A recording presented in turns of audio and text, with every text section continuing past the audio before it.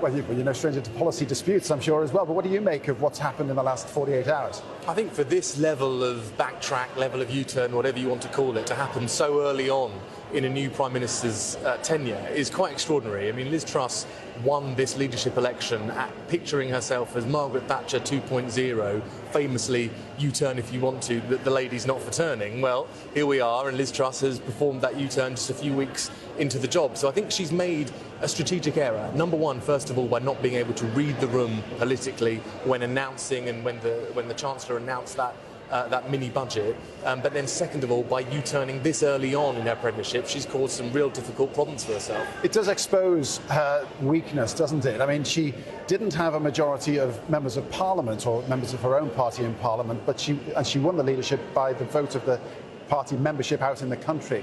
And it seems that it's the MPs who've forced this U-turn, essentially.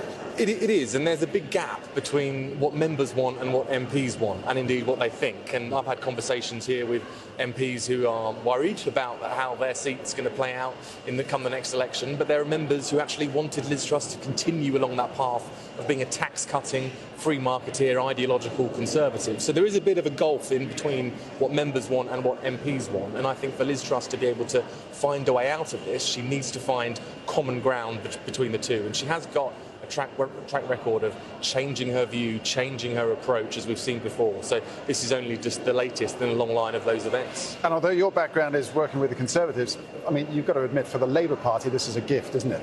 Well, this is what makes it so strange. Normally, we're used to going into Conservative Party conference on the back of a pretty disastrous Labour conference, where they're fighting amongst themselves and nobody's particularly interested in what they have to say.